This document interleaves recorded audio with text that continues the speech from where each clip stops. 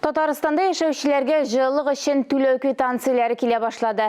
Тик олардан канәгать булмаучылар бар. Сентябрьнең берничә көне өчен ай буе кебек исәпләнгән ди халык. Нинди формула буенча исәп алып барганнар соң? Безнең хәбәрчеләребез белеште.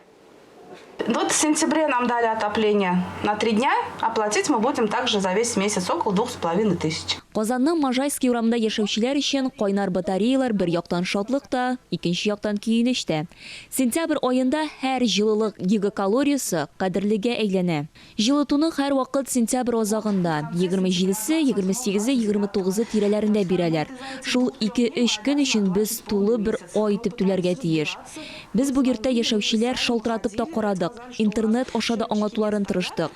Барып та карадык. Безгә сездә әле счетчиклар тормый. Күбрәк түләтмәгән өчен рәхмәт әйтегез дип кенә бордылар. Норматив буенча түләүнең кире ягы әнә шунда. Елның салкын вакытында йортны җылыткан җылылык энергиясе күләме фатирның гомуми мәйданына бүленә. Барысы да закон нигезендә диләр Республика дәүләт торак инспекциясендә.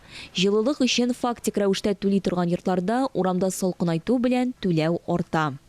В домах, где установлены общедомовые приборы учета, исәпләү җиһазлары куелган йортларда сентябрьдә түләү азрак, ноябрь аенда күбрәк, декабрьдә тагын да күбрәк була. Язга таба көннәр җылыта башлагач, ул кими. Исәпкә алу җиһазлары куелмаган йортларда түләү ай саен бер төрле куела. Ә менә батареялар артык кайнар булса, яшәүчеләр тәрәзәләрне ачык тутса, ә инде счетчиктагы саннар баштан ашарлык булса, бу инде кагыйдә бозуга керә. Коммуналь хезмәткәрләрне моның өчен җәзага тарталар. Кагыйдә бозу очракларын экранда күрсәтелгән номер аша шалтыратып хәбәр итәргә була.